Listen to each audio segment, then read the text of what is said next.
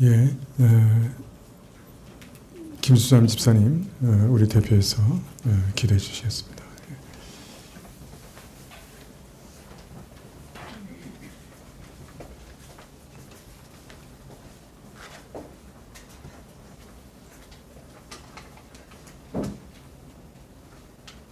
다 함께 기도드리겠습니다. 찬양과 경배를 받으시게 합당하신 하나님께 감사와 찬양을 드립니다. 올 한 해를 돌아보면 참으로 감사한 일도 많았고 또 힘든 일도 있었지만 또 그리고 기쁜 일도 많았고 때론 슬픈 일도 있었지만 또 우리의 기도를 들어주셔서 응답한 일들도 있었지만 아직도 여전히 기도하는 그러한 문제들도 있습니다. 그러나 이 모든 일에 협력하여 선을 이루시고 또 주관자인 하나님께 감사와 찬양을 드립니다. 갈수록 믿음을 지켜나가기 힘든 세상입니다. 곳곳에 전쟁과 기근의 소식이 들려오고 또 사람들의 마음에 분노와 묘미 가득합니다. 생명을 너무나 경히 여기고 성경의 말씀들을 진부하고 잘못된 것으로 치부하는 시대에 우리가 살고 있습니다. 하나님을 믿는 것이 참으로 우습고 때로는 바보 같고 또 교회가 점점 더 적어지고 힘을 잃어가고 있습니다. 이러한 시대에 주님께서 교회를 지켜주시옵시고 특히 말씀을 전하는 사역자들에게 바른 믿음과 바른 말씀의 토대 위에서 하나님의 말씀을 전할 수 있도록 지켜주시옵소서. 또한 성도들에게 정직하게 하나님 앞에 설 수 있도록 하시고 죄를 죄로 인정하고 부정하지 않도록 하시고 또 죄를 깨달을 때마다 변명하지 않고 회개할 수 있는 믿음을 주시기를 원합니다. 하나님의 자리에 우리가 앉지 않게 하시고 하나님의 영광을 가로채지 않도록 하시고 혹이라도 우리가 선을 행하거나 무엇을 이루었다 하더라도 자고하지 않고 자신의 자랑으로 삼지 않도록 겸손의 믿음을 허락하여 주시옵소서. 말씀을 사모하고 예배를 즐기며 또 성도의 교제에 힘쓸 수 있도록 하여 주시옵시고 점점 하나님에 대해서 말씀에 대해서 무감각해지고 게을러지며 자신의 필요에만 채울 수 있도록 급급한 사람들을 주여 돌이킬 수 있도록 인도하여 주시옵소서. 아버지 하나님 특별히 남은 한 해 또 주의 은혜를 구합니다. 특히 연약한 자들, 육신이 연약한 자들, 믿음이 적은 자들, 또 경제적으로 어려운 자들을 주님께서 기억하시고 위로하시고 평안을 주시옵소서. 그래서 나중에 우리가 그러한 일들을 돌이켜볼 때 은혜가 되게 하시고 믿음이 더욱 자라는 계기가 됨을 기억할 수 있도록 인도하여 주시옵소서. 이 시간 오후 예배를 주께서 인도하여 주시옵시고 감사와 찬양을 주께서 받아주시옵시고 하나님 은혜를 부어주시기를 원하오며 이 모든 것을 예수님의 이름으로 기도드리옵나이다. 아멘.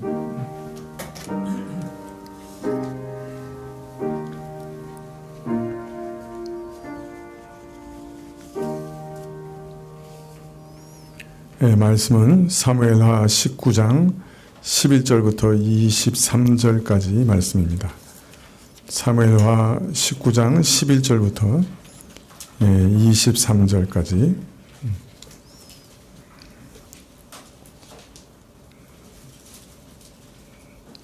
구약 495쪽인데요. 사무엘하 19장 11절부터 한 절씩 교도하시죠. 사무엘하 19장 11절부터입니다. 다윗 왕이 사독과 아비아달 두 제사장에게 기별하여 가로되 너희는 유다 장로들에게 고하여 이르기를 왕의 말씀이 온 이스라엘이 왕을 궁으로 도로 모셔오자 하는 말이 왕께 들렸거늘 너희는 어찌하여 궁으로 모시는 일에 나중이 되느냐.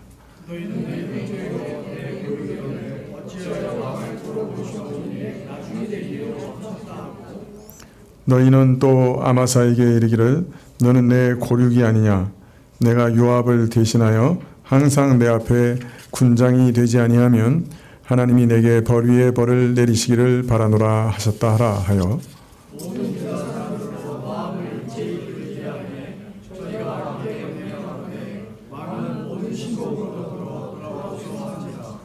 왕이 돌아와 요단에 이르매 유다 족속이 왕을 맞아 요단을 건너려 하여 길갈로 오니라.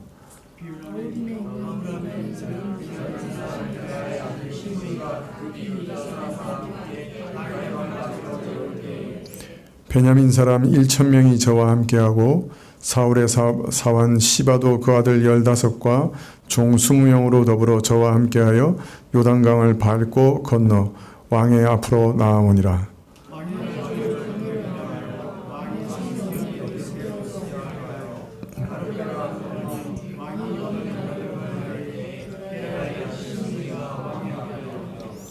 왕께 고하되 내 주여 원컨대 내게 죄 주지 마옵소서. 내 주 왕께서 예루살렘에서 나오시던 날에 종이 패역한 일을 기억하지 마옵시며 마음에 두지 마옵소서.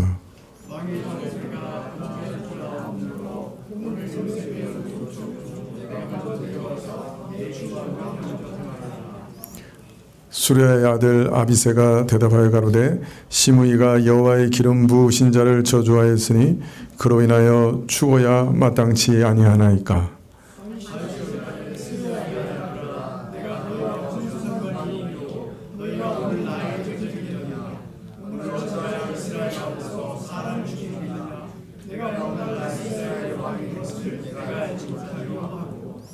시므이에게 이르되 내가 죽지 아니하리라 하고 저에게 맹세하니라.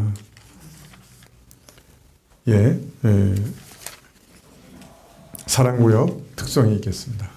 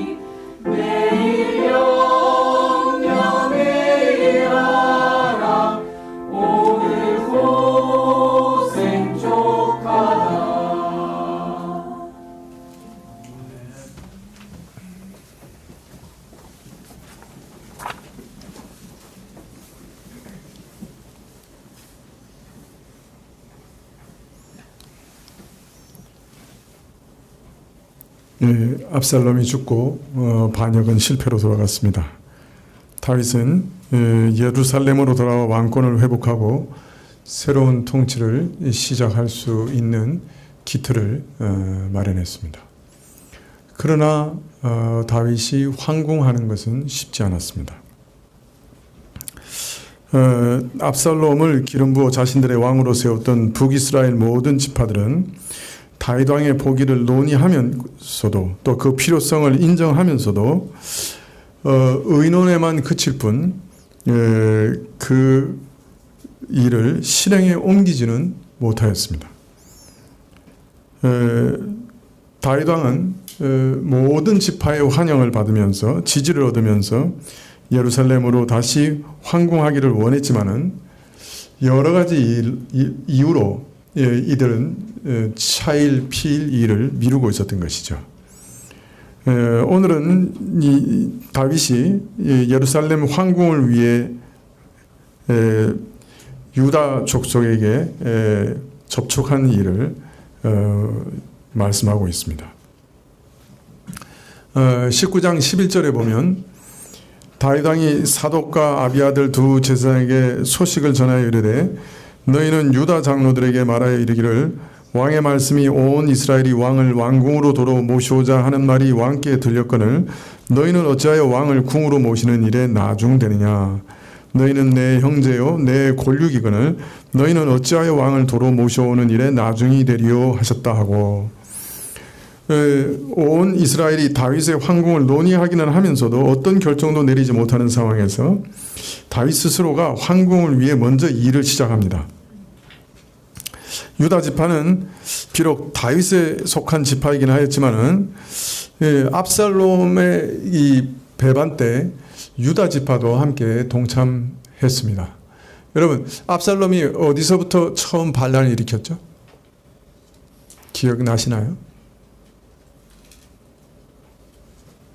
하도 오래전에 읽었던 본문이라서 헤브론에서 반란을 일으켰죠. 헤브론이 어디입니까? 다윗이 유다 왕으로 제일 처음 기름 부음 받은 장소죠. 그러니까 압살롬은 철저하게 다윗을 이렇게 뭐랄까 벤치마킹했다 그럴까요? 그래서 그 반란도 바로 다윗이 처음 기름 부음 받았던 헤브론에서 시작합니다. 그러니까 헤브론에서 반란을 시작했다는 얘기는 누구도 압살롬의 반역에 참여했다는 얘기죠. 누구도? 유다도. 다윗의 가장 절대적인 지지 기반이었던 유다마저도 사실은 다윗에게 등을 돌렸던 거예요.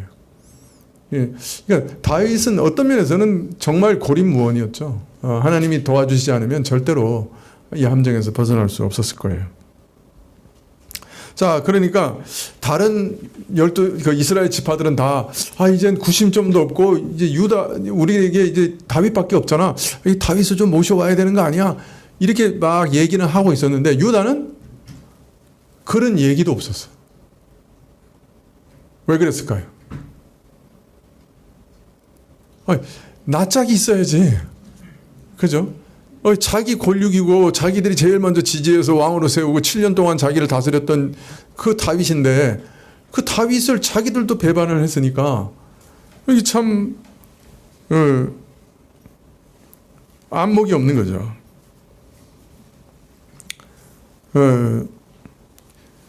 또 다윗이 왕권을 회복했을 때 어떤 면에서 자신들에게 제일 먼저 보복이 가해질지도 모른다, 두려워했을지도 몰라요. 예, 야 그래도 내가 너희들 제일 믿었는데 너부터 브루투스 너 맞아? 이렇게 되는 거잖아요, 그죠? 그러니까 유다 너 맞아? 이러고 있을지도 모르는 거예요. 그러면 이제 유다부터 이렇게 징계가 가해질 가능성도 있는 거죠. 자, 그러니까 아무 소리 안 하고 그냥 묵묵부답 가만히 있는 거예요. 그러나 다윗은 어느 지파보다 유다 지파의 민심을 얻는 것이 필요하다고 판단했어요. 그래서 자기가 먼저 유다 지파를 설득하기 위해서 특사를 파송합니다. 근데 직접적으로 또 어떤 사람을 보내는 게 아니라 백성들의 신망을 받는 사독과 아비아들 두 제사장을 중재인으로 내세웁니다. 다윗은 자신의 황궁의 미온적인 태도를 보이고 있는 유다 지파로 하여금 오히려 자신의 황궁에 앞장서서 자신을 맞이하고 또 그로 인해서 자신과의 관계를 개선하라고 저들에게 넌지시 알립니다. 말합니다. 다윗은 사독과 아비아달을 파송하면서 그들에게 구체적으로 해야 할 말까지 그 입에 넣어줍니다. 자신이 여전히 저들의 형제여 골육 지친이라고 강조하면서 저들이 자신의 황궁의 나중이 되지 말라고 회유합니다. 야, 이스라엘 지파들도 지금 야 들썩들썩 하고 있는데 너희들 왜 이렇게 잠잠해? 너 이스라엘 지파 말고 너희가 먼저 돼야 되지 않겠어? 너희가 맨 나중 되겠니? 이렇게 얘기한 거죠. 이와 같이 다윗 왕은 자기를 반역한 유다 지파에게 화해를 요청하고 또 유화 정책을 표방하고 있습니다. 이런 정책에 대해서 주석학자들은 두 가지 상반된 견해를 가지고 이 사건을 평가합니다. 첫째는 대다수의 주석학자들은 다윗의 이런 황궁 정책은 잘못됐다 이렇게 생각합니다. 왜냐하면 이 황궁 정책으로 인해서 유다 때문에 이 나머지 이스라엘 지파들이 이렇게 그 뭐랄까요, 그 주도권 그 경쟁을 하다가 마음이 틀어져 가지고 세바가 이렇게 또 불을 댕기니까 그냥 반란을 또 일으켰어요. 그래서 2차 반란이 일어났는데, 그래서 유다와 이스라엘의 주도권 다툼을 이렇게 일어나게 한 이런 정책은 심각하게 잘못된 정책이다. 이렇게 대부분의 학자들은 평가하고 있습니다. 그래서 유다와 이스라엘이 이렇게 주도권 경쟁을 하다가 이로 인해 이스라엘이 그냥 마음을 돌려서 세바라고 하는 반역자를 따라가지 않았느냐. 이 반란이 일어난 이유가 그러니까 이처럼 다윗이 유다를 먼저 회유해서 자신의 황궁을 추진하는 것 때문 아니냐. 자, 그러니 유다에게 손을 내민 것은 큰 실수였다. 이렇게 평가하는 거죠. 근데 또 다른 분들은 다윗이 유다가 먼저 손을 잡은 것을 지혜로운 일로 평가하기도 합니다. 아직도 여러 가지 마음을 품고 있는 이스라엘에 의존하지 않고 또 여러 동기로 다윗의 황궁을 추구하는 이스라엘의 현실을 직시하면서 자신의 출발점이요 자신의 출신 지파요 이스라엘 중에 가장 강력한 지파인 유다를 선택해서 황궁을 주도하게 한 것은 오히려 지혜로운 처사다 이렇게 말하고 있습니다.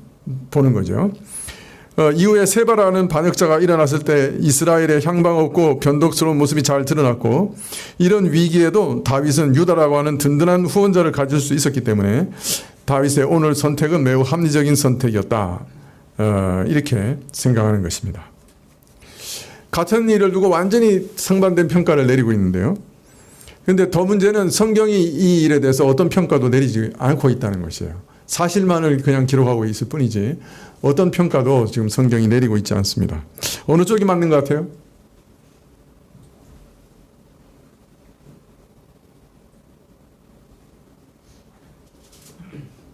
어느 쪽이 맞는 것 같아요?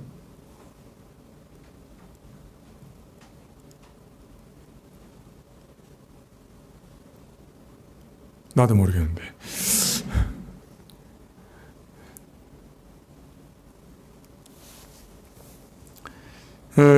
그러나 하여튼 19장 41절 이하에 유다와 이스라엘 사이에 주도권 다툼이 일어났을 때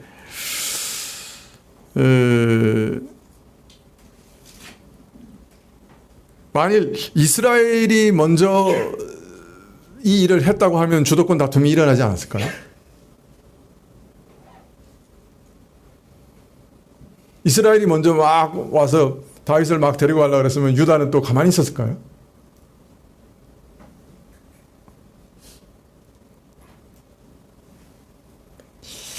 오늘 밥이 너무 맛있더라고. 거기다가 뭐 튀김도 나오고 떡도 나오고. 우리 다 서서 설교를 들을까요?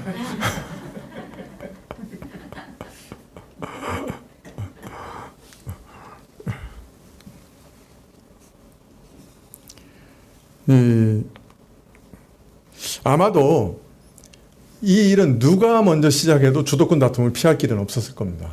그러니까 이것은 아주 해묵은 문제였던 거죠. 그래서 다윗의 황궁을 통해서 이 주도권 다툼이 그냥 표면으로 드러난 것일 뿐이었고 이것은 어쩔 수 없이 일어났을 사건이라고 생각한다면 일련의 알력 속에서 먼저 신뢰할 수 있는 유다를 선택한 일이 오히려 지혜로운 일이라고 생각할 수도 있을 것입니다. 예. 그러니까 이 두 유다와 이스라엘 지파 사이의 문제가 해묵은 갈등이다라고, 그래서 언젠가 어떤 계기를 통해서든 이것은 드러날 수밖에 없었던 일이라고 생각한다면 차라리 유다라도 잡는 것이 지혜로웠다, 그렇게 볼 수도 있겠지요.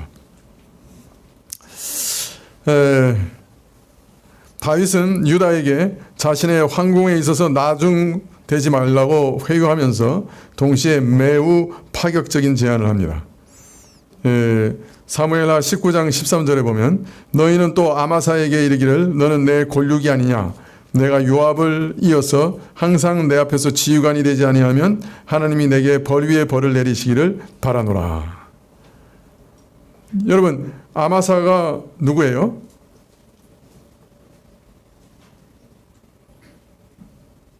아마사가 누구예요? 압살롬이 반란을 일으켰을 때 그 반란군의 그를 총지휘한 군대 장관이 누구였어요?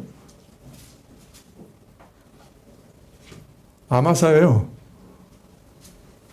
자, 그러니까 지금 누구를 자기 군대 장관으로 삼겠다고 하는 거예요, 지금? 예? 반란군의 수계를, 반란군의 참모총장이라 그러나? 합참의장? 합참의장이 제일 높나요? 예. 반란군의 합참의장을 지금 자기 합참의장, 발음이 잘 안 나. 합참의장으로 삼겠다고 맹세하고 있는 거예요. 무슨 말인지 이해가 되세요? 예. 아니, 반란군의 수계를 죽여도 마땅치 않은데 이제 전쟁을 해가지고 다 흩어졌을 거 아니에요. 그 아마사도 도망간 거예요. 그죠? 목숨을 살자 하고. 그래서 자기 이제 집으로 돌아갔겠죠. 그런데 지금 다윗이 선언하기를 내가 요압이 지금 합참의장인데 요압 이제 그만두라고 하고 내가 아마사 지금 합참의장으로 삼을게. 내가 국방부 장관 아마사 오케이, 이렇게 된 거예요. 어떤 면에서 굉장히 충격적인 결정이죠.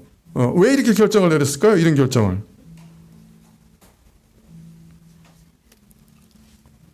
원래 아마사도 다윗의 조카예요. 그래서 요압하고는 사촌간이죠. 그래서 이제 내 골육이라고 이렇게 말할 수 있어요, 사실은. 예, 그렇지만 여기서 참 요압 대신에 반란군의 수장인 아마사를 자기 군장으로 삼겠다 이렇게 한 거는 상상을 초월하는 어떤 조치죠. 이런 다윗의 조치에 대해서 또 대다수의 주석가들은 이 등용 정책은 불공평하고 현명하지 못한 처사라고 다윗의 실수라고 막 비난합니다. 아니, 압살롬을 죽였다고 요압에게 개인적인 원통함이 있다고 하더라도 요압은 반란을 진압하는데 최고의 공헌자였고 참 1등 공신인데 요압을 제쳐놓고 반역의 최일선에서 섰던 자를 군대의 통솔자로 삼는 것은 이거 다윗의 실수로밖에 보이지 않는다, 이렇게 대부분의 주석가는 해석을 합니다. 그러나 다윗의 이런 조처는 깊은 고민 가운데 내려진 조처였으면 틀림없어요. 물론 반란군에서 가장 중요한 역할을 맡았지만은 아마사는 자신도 모르는 사이에 반역에 가담한 200명의 예루살렘 고위층 중에 한 사람이었는지도 몰라요. 여하튼 다윗은 지금 아마사를 고용함으로 유다의 반역이 잠시 잘못된 처사였지만은 이제 저들의 마음을 자신에게 다시 돌리고자 다윗이 이렇게까지 애쓴다고 하는 것을 알고 있는 사인이었습니다. 자, 반란의 수계 중에 한 사람이었던 아마사도 용서해서 군대 장관으로 삼으면은 나머지 사람은 용서한다는 거예요? 안 한다는 얘기예요? 당연히 용서한다는 거죠. 당연히 다시 쓴다는 얘기죠. 자, 그러니까 이 조처는 어떻게든 유다를 끌어안으려고 하는 다윗의 참으로 고민에서 나온 정책이라고 할 수 있겠죠. 이 일을 통해 자신을 반역했던 압살롬의 추종자들에게 자기는 복수하고자 하는 마음이 전혀 없다는 것을 보여주고 있는 것이죠. 다윗의 이런 결정은 무너진 것들을 다시 세우고 갈라진 것을 다시 메우려고 하는 고심 가운데 내려진 결정이었던 것이죠. 다윗은 어떤 면에서 자기의 가지를 쳐내면서까지라도 압살롬에게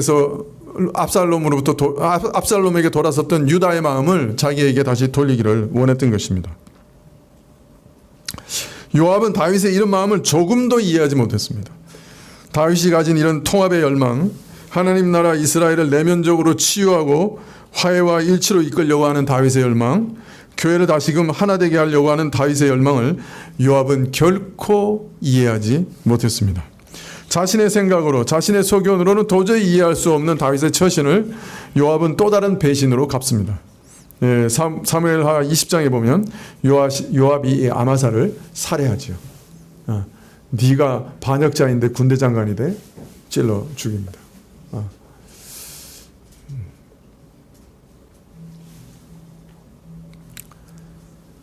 어떤 평가를 하든지 간에 다윗은 지금 다윗의 이런 선택은 우선 다윗의 황궁을 실현시키는데 크게 공헌을 합니다.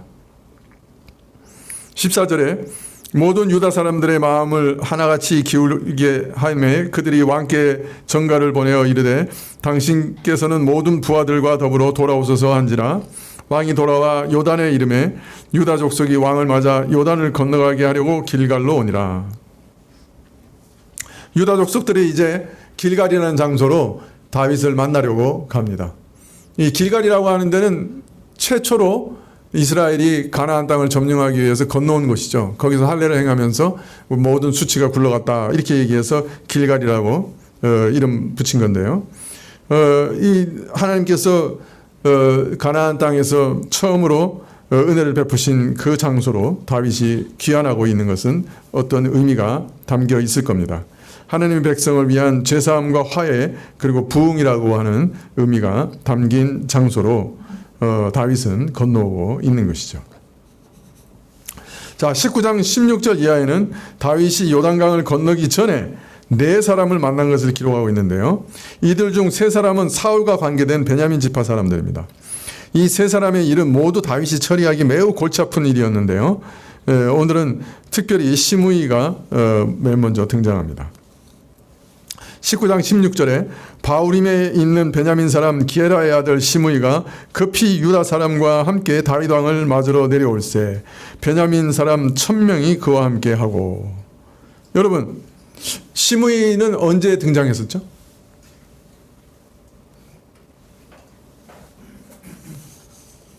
언제 등장했죠? 기억나세요? 예, 다윗이 버선발로 압살롬을 피해 도망갈 때, 그죠? 이 요단강을 건너기 전에 베냐민 지파 지경을 지나왔어요. 그때 시므이가 등장합니다. 그리고 이제 시므이가 원래는 이게 사울의 사람이잖아요. 이제 시므이 생각에는 항상 이 다윗은 사울을 반역한 반역자예요. 그 사울의 왕권을 찬탈한 이 악당이죠. 이게 찬탈자죠. 그래서 시므이가 다윗을 저주하죠. 계획적으로 저주한 거예요. 이제 다윗이 이렇게 요단강을 건너서 도망가려고 하는데 시므이가 와서 막 돌을 던집니다. 그러면서 야, 이 비루한 새끼야. 죄송합니다. 조금 실감나게 얘기하면 그렇게 얘기한 거예요. 이 개 같은 자식아 이러면서 너는 피 많이 흘린 자식이지. 너 여기서 이제 피를 흘려라. 너 아들한테 죽을 거야. 이 나쁜 놈의 자식아. 이러면서 욕을 하면서 돌을 던집니다. 왜 그렇게 했을까요? 아주 정치적인 행위죠. 만약 그걸 보고 다윗이 그 사람을 죽여버리면 어떻게 됩니까? 베냐민 지파가 가만히 있겠어요? 베냐민의 지파의 가장 유력한 사람이 오늘도 몇 명이나 데리고 왔다고? 베냐민 지파를? 네? 1000명을 데리고 왔어요. 그러니까 그 사람 명령에 1000명이 움직일 수 있는 유력한 사람이야. 근데 그 사람이 만일 다윗이 저 반역자 죽여버려 그래서 딱 죽여버렸으면 어떻게 됐을까? 베냐민이 가만히 있었을까요?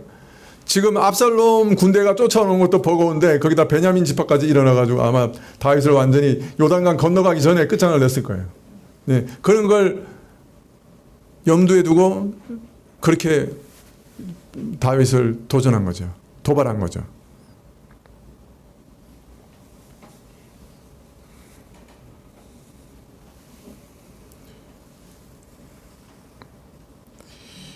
자, 그런데 정치적인 게임에서 졌지. 자기가 그렇게 시도했는데 다윗이 굴욕을 참고 넘어갔죠. 요단강을. 그리고 다시 이제 전쟁을 해가지고 승리해서 다시 돌아오는 거예요. 자기가 했던 모든 시도는 이제 져버린 거죠. 그랬더니 이 사람은 정말 대단한 사람이에요.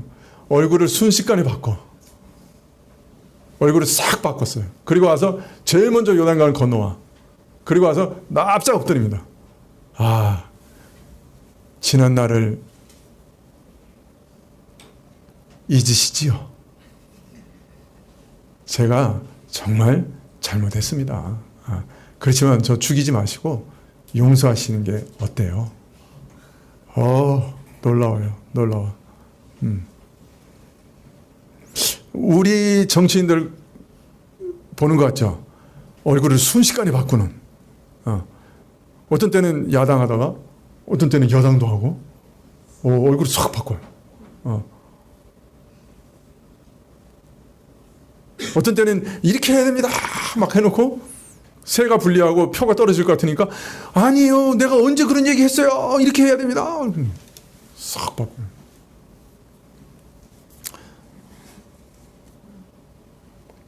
그래서 저주에서 돌을 던져가지고 과거에 이렇게 악행을 저질러 놨으니까 처벌받을 것이 두려워서 유다 사람들이 다윗 왕을 맞으러 간다 그러니까 제일 먼저 자기도 요단강으로 건너온 겁니다.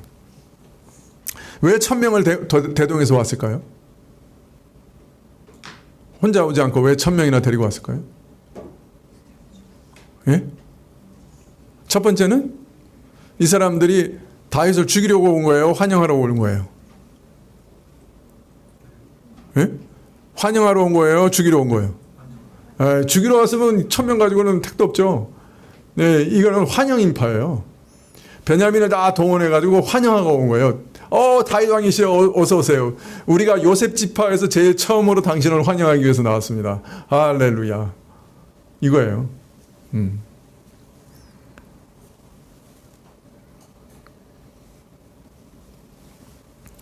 왕의 비유를 맞추기 위해서 1000명을 동원합니다. 그래서 유다 족속만 아닙니다. 이제 이 요셉 족, 베냐민 족속, 특별히 요셉 족속까지 이제 당신을 환영하는 거예요. 그래서 플래카드 써가지고 왔을지도 몰라. 환영, 어서 오십시오. 다윗 황궁을 축하합니다. 우리는 당신의 종이에요. 딸랑딸랑. 방울까지 달고 플래카드 딱 들고 온 거예요.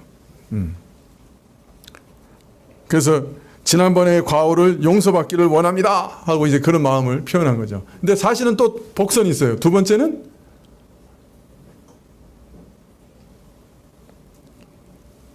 자기 실력의 과시예요. 저 그래도 베냐민의 이만한 비중 가진 사람이에요. 저 함부로 다룰 수 있는 사람 아니에요. 저 뒤에 백그라운드 있어요. 베냐민 지파하고 척 지실래요? 아니죠? 자기 뒤에 사울 왕가와 베냐민 지파가 있음을 은연중에 드러내고 있는 거죠. 또 복선이 있어요. 왜 1000명이나 데려왔을까요?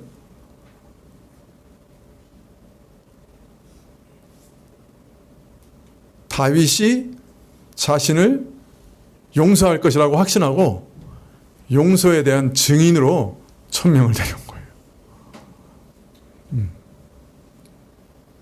이렇게 많은 사람들 앞에서 당신 맹세했잖아.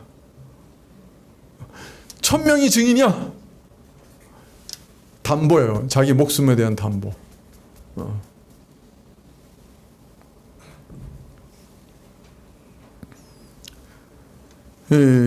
두 번째로 등장한 사람은 다윗이 압살롬을 피난할 때 자신의 주인인 무비보셋을 고발했던 시바였습니다. 시바는 자신의 아들들과 종들을 다 데리고 요단강을 건너왔어요. 시바는 다윗을 이렇게 영접함으로써 자신의 주인 무비보셋을 고발한 사건으로 인해 이제 신문을 받게 될 때 다윗의 호의를 얻으려고 급히 건너왔습니다. 시므이와 시바는 요단을 건너오면서 다윗의 요단 도하를 돕기 위해 나룻배들, 각종 편의를 아낌없이 제공합니다. 시므이가 요단을 건너자마자 왕 발 앞에 엎드립니다. 19절에 왕께 아뢰되 내 주여 원하건대 내게 죄를 돌리지 마옵소서. 내 주 왕께서 예루살렘에서 나오시는 날에 종의 패역한 일을 기억하지 마시오며 왕의 마음에 두지 마옵소서. 왕의 종 내가 범죄한 줄 아옵기에 오늘 요셉의 온 족속 중 내가 먼저 내려와서 내 주 왕을 영접하나이다 하니.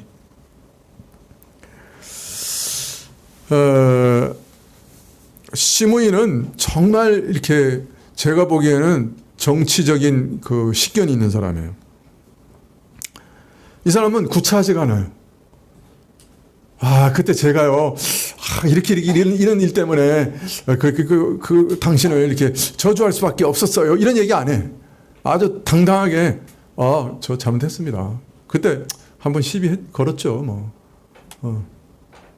그러신데 마음 두지 말고 용서하시죠. 근데 이게 진짜 회개일까요? 아닐까요? 진짜 자기가 잘못했다고 생각할까요? 아닐까요? 아니죠.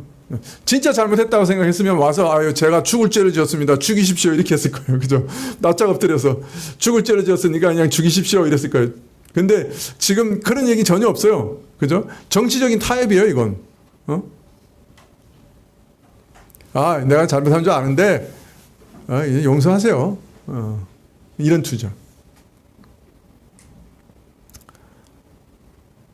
얼마 전까지만 해도 고개를 빳빳하게 쳐들고 왕을 저주하고 돌멩이를 던지던 시므이가 그때와는 다르게 다른 자세를 탁 취합니다. 그러나 자기 죄를 참으로 회개했던 것은 아닙니다. 솔직하게 용서를 구하고 자기가 잘못했다고 얘기는 했지만은 진짜 회개한 건 아니에요. 다만 자신이 무사하기를 바라서 빌었을 뿐입니다. 만약 자신이 정말 죄를 회개했다고 하면 더 납작하게 엎드리고 죽을 죄를 졌다고 죽여달라고 했을 거예요. 여기서 우리는 시므이가 뼛속까지 노련한 정치인인 것을 알 수 있습니다. 지금 시므이는 다윗에게 정치적인 타협을 요구하고 있는 거예요. 이전에 다윗을 저주하고 핍박할 때도 다윗이 자신을 죽이거나 해하게 해서 온 베냐민 지파의 추적을 받게 해 다윗을 끝장내거나 아니면 치명적인 치욕을 안겨서 압살롬의 반역에 더 큰 명분을 주기 위해 그래서 정치적으로 끝장을 내려고 다윗을 도발했다고 하면 지금은 다윗이 다시금 유다 지파의 지지를 받아 왕권을 회복하는 처지에 있으니 솔직히 자신이 완전히 패배했다고 상대방의 자비를 구할 수밖에 없다는 사실을 순순히 인정하면서 자기에게 자비를 베풀어 달라고 요청하고 있는 것입니다. 그런데 이 자비를 구하는 시기도 아주 절묘합니다. 그 타이밍이. 다윗이 유다 지파의 지지를 다시 회복했다고 하는 것이 확실해지자 그 타이밍에 딱 와서 잘못했다고 얘기합니다. 만일 다윗이 유다 지파의 지지를 확보하지 못했다면 이 시므이가 왔을까요? 안 왔을까요? 예? 절대로 안 왔을 거예요. 그런데 이제 이 정치적인 판세가 돌이킬 수 없는 거예요. 이제 유다도 완전히 돌아선 거예요. 유다 지파가 이제 확실하게 다윗을 지지하는구나. 그것을 깨닫는 순간에 이제 더 이상은 싸울 수가 없다. 그리고 탁 온 거예요. 그래서 유다 지파의 지지를 회복하지 못했다면 시므이는 절대 머리를 숙이고 자비를 구하지 않았을 겁니다. 왕권의 회복이 확실해지자 가장 먼저 그런데 달려와서 머리를 숙이고 패배를 인정하고 용서를 구하면서 자기 목숨을 구걸합니다. 또 시므이는 다윗을 이제 자신의 주인이요 왕이라고 고백합니다. 이 호칭을 통해 자신이 이제 다윗을 왕으로 주인으로 인정하고 있음을 고백하고 있는 것이죠. 이전에 다윗에게 적대했던 만큼 이제 자신이 다윗을 넘치도록 지원할 수도 있다고 하는 의중을 표합니다. 그는 현실을 재빠르게 인정하면서 자신의 처지도 정직하게 고백하면서 다윗에게 엎드립니다. 이와 같이 시므이의 처신은 비록 교활하고 가정스럽기는 하지만은 한편으로는 매우 대담하면서 지혜롭고 정치적인 처신을 했다고 할 수 있습니다. 패배는 빨리 인정하는 것이 좋고 용서는 최선의 때에 요청하는 것이 좋다 하는 것을 시므이는 잘 알고 있었죠. 시므이는 요새 말로 말하면 정치 구단입니다. 그죠? 자, 그런데 이거보다 더 무서운 것이 있어요. 그건 뭐냐면 시므이는 상대방 다윗의 마음을 잘 알고 있었어요. 이 정치라고 하는 생물이 어떻게 돌아가는지를 정말 잘 아는 사람이었어요. 다윗이 황궁하는 그 첫걸음부터 자신을 반대하고 모욕한 자를 죽이고 복수하게 되면 어떤 정치적인 타격을 입을 것인가 하는 것을 시므이는 훤히 내다보고 있었어요. 그래서 1000명이나 되는 증인을 대동하고 다윗 앞에 쓴 거예요. 자, 다윗이여, 나를 용서하고 살려줘. 당신의 관대함을 보이고 앞으로 당신을 배신했던 모든 이스라엘의 죄를 용서하며 관용과 화합의 정치를 펼칠 것을 온 천하에 공포하고 선전할 것입니까? 아니면 이제부터 철저히 복수의 정치를 할 것이라고 만방에 공포할 것입니까? 선택하시지요. 제가 아는 다윗이라면 저를 용서하리라고 믿습니다. 당신은 이미 아마사를 군장으로 삼겠다고 표방함으로 포용과 화합의 정치를 선언했으니 저를 용서하리라고 저는 믿습니다만. 이게 시므이 말은 안 했지만 눈빛과 마음속에 있는 생각이었죠. 무서운 사람이죠. 다윗이 아마사를 군장으로 삼겠다 하는 선포를 듣는 그 순간에 이미 시므이는 지금 가야 되겠다 결정한 거예요. 첫 번에 만나야 된다. 이제 당신의 정책을 드러내시오. 나를 통해서. 나까지도 용서하면 모든 이스라엘이 자신들을 용서하실 거라고 믿지만은 나를 죽이면 당신이 아무리 용서한다고 해도 믿지 않을 거예요. 어떻게 하시겠어? 정치를 하려면 이 정도는 해야죠.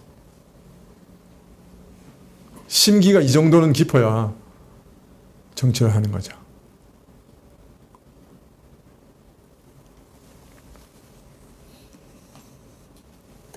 그래서 그는 자신이 요셉 지파의 첫사람, 즉 유다를 제외한 온 이스라엘 지파 중 첫 번째로 왕을 영접한 사람이라고 강조해서 얘기합니다. 내가 바로미터입니다. 내가 시금석입니다. 내가 이스라엘을 대표하는 자입니다. 이렇게 얘기하고 있는 겁니다. 내게 자비를 베푸는 일은 모든 이스라엘 지파에게 행하는 것입니다. 시므이는 이처럼 지금 당장 자신을 처단할 수 없는 다윗의 사정을 이용해서 확실한 면죄부를 받아내고 후환을 없애려고 하는 매우 치밀한 계산하에 제일 먼저 요단강을 건너왔습니다. 그리고 어떻게 했어요? 용서를 확약 받습니다. 다윗이 맹세하죠. 내가 너를 죽이지 않으라. 1,000명 앞에서, 베냐민 지파 1,000명 앞에서 맹세를 합니다. 내가 너를 죽이지 않을 거다.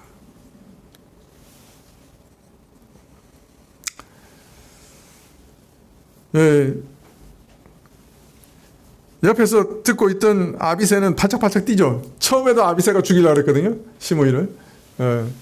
팔짝팔짝 뛰죠. 그런데 다윗이 그럽니다. 야, 네가 나하고 무슨 상관이 있길로 오늘 나의 대적이 되려고 하느냐? 그러니까 네가 그걸 죽인다고 하는 건 내가 대적이 되는 거야. 오히려 날 도와주는 게 아니야 전혀. 너 돕는다고 하는데 그거 다 망치는 거야. 너. 다윗은 시므이가 입으로만 회개하고 있다는 걸 알았지요. 진실을 가장한 회개를 알았죠. 그러나 받아들입니다. 내가 이스라엘의 왕이요, 저도 이제 내 신하니 저를 죽이지 않겠다. 내가 오늘 왕된 거를 내가 안다. 내가 이스라엘 왕이다. 저가 오늘 신하를 자청하고 있다. 내가 저를 죽이지 않을 거다.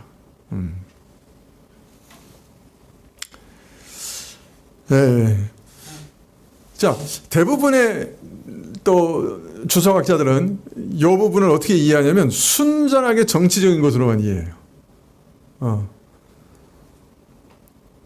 다윗은 시므이를 처단하지 않고 용서함으로 왕권을 탈환한 자로서의 관용을 보이고 베냐민 지파의 민심을 얻기 위해서 이렇게 했다는 거예요.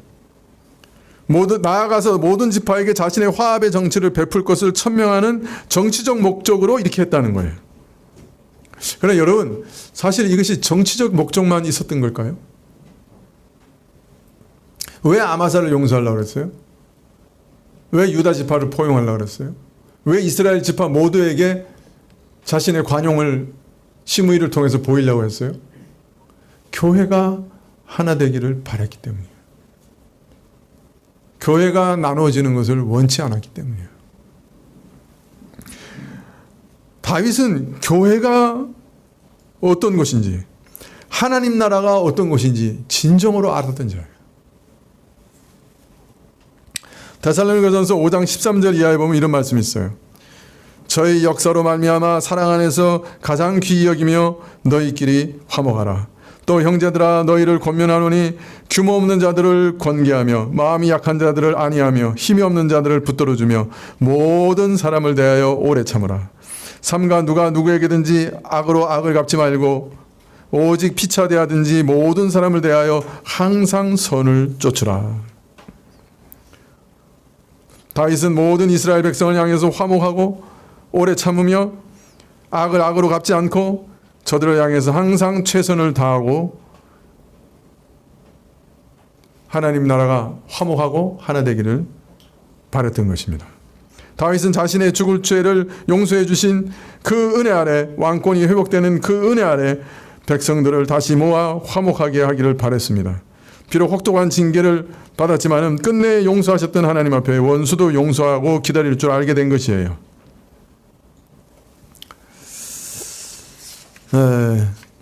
그래서 다윗은 교회의 화목을 위해서 심의 회개를 일단 받아들입니다. 진실이 의심되는 입술로만의 회개지만은 일단 받아들입니다. 다윗의 속내는 뭐였을까요? 이빨을 바닥바닥 갈면서 저 거짓말쟁이, 내가 교회의 화합을 위해서 너 참는다. 내가 정치적인 목적으로 베냐민 지파를 끌어안기 위해서 내가 참는 거야. 그러나 두고 보자 이 XX. 이렇게 참은 걸까요? 아니에요. 목회자는 그런 마음으로 참지 않아요. 하나님, 저 영혼도 살려주십시오. 저가 그래서 지금은 겉으로만 회개하지만 진심으로 회개하게 해주십시오. 그리고 이제 하나님이 세우신 메시아를 자신의 왕으로 진심으로 받아들이게 해주시고 하나님 나라에 정말 덕이 되고 쓸모있는 자가 되게 해주십시오 하고 기도하면서 참았던 거예요. 다윗은 언제까지 참으려고 했을까요? 성경에 나와 있습니다. 언제까지 참으려고 했어요? 아직 우리가 안 읽었는데 열왕기상에 보면 자신의 죽을 때까지 참기로 했어요. 다윗이 죽으면서 솔로몬에게 유언을 남기는데 그 유언 남기는 것 중에 하나가 뭐냐면 심의를 제거하라 해요.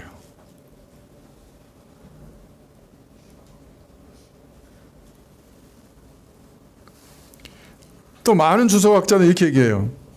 다윗이 마지막까지 앙금을 가지고 있다가 복수를 부탁하고 죽었다.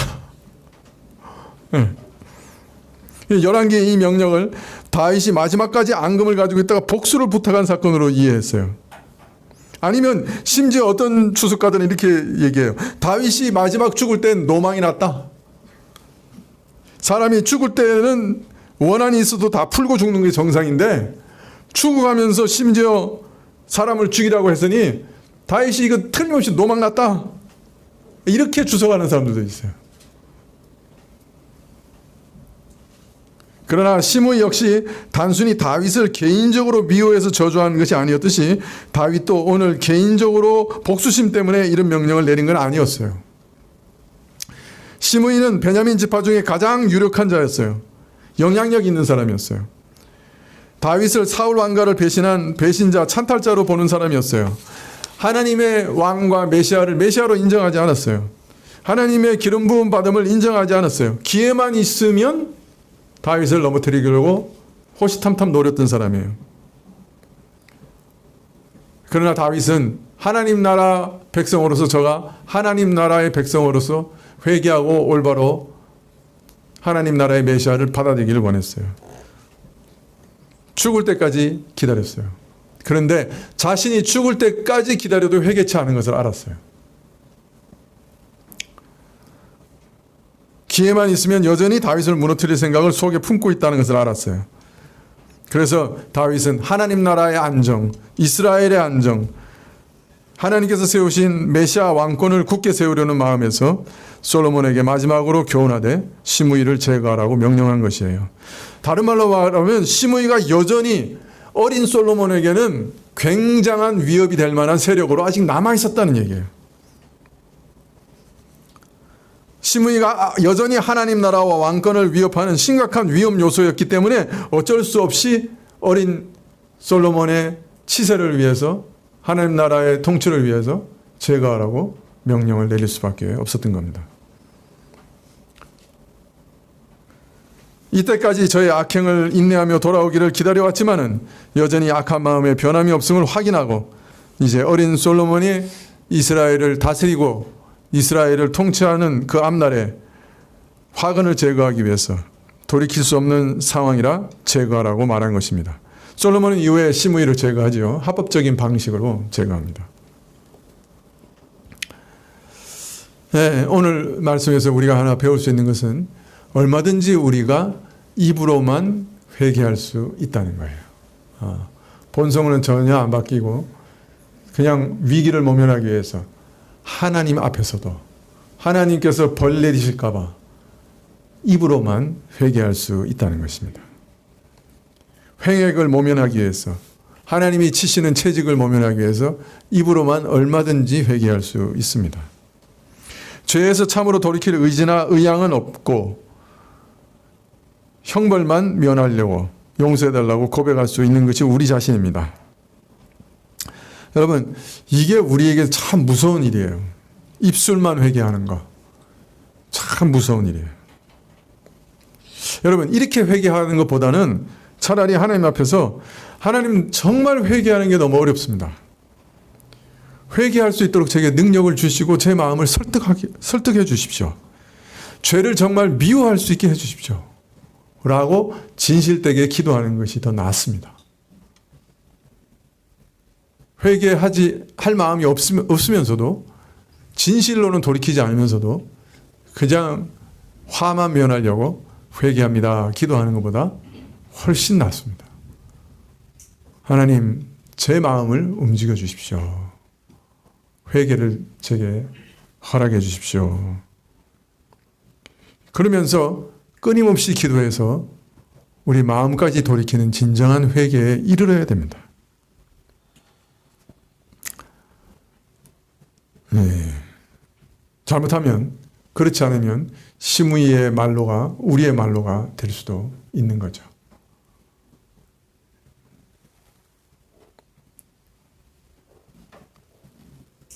또 사랑하는 사람들에게는 시므이의 말로는 아니지만은 연단이 기다리고 있죠. 회개할 때까지.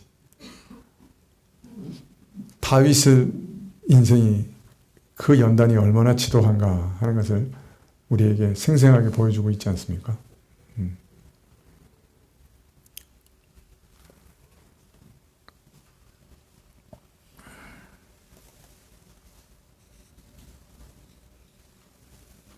예. 시므이가 우리 모습이라서 좀 겁이 나죠. 사실은 그렇죠. 정령 하나님께로 돌이키는 것은 하나님의 은혜입니다. 사실은. 보통은 우리가 립 서비스죠. 회개라고 하는 것도.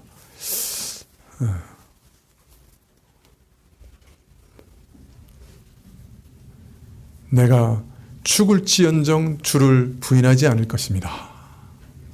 대부분 신자들이 이렇게 얘기하죠. 그런데 3번 부인하고 저주하면서 부인하고 어린 종 앞에서 부인하는 게 우리죠. 우리가 그런 사람들입니다. 회개합니다 말하지만은 정령 회개하는 것은 하나님의 은혜입니다. 구할 것은 하나님께서 우리 마음을 정령 돌이켜 주시는 겁니다. 기도하시겠습니다.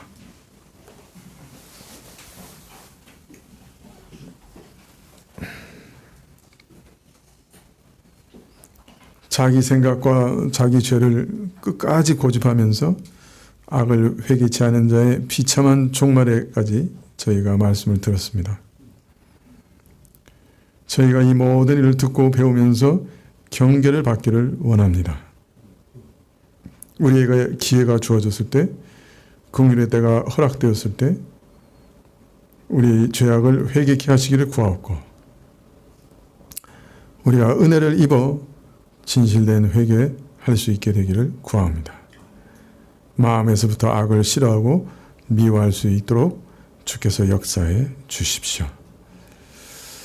만일 그러한 은혜 없이면 점점 더 완악해지고 점점 더 마음이 굳어지는 것이 저희의 모습이오니, 죄악으로 굳어지기 전에, 습관이 성품이 되기 전에 저희를 불쌍히 여겨주시기를 간절히 원합니다. 예수님의 이름으로 기도합나이다. 아멘.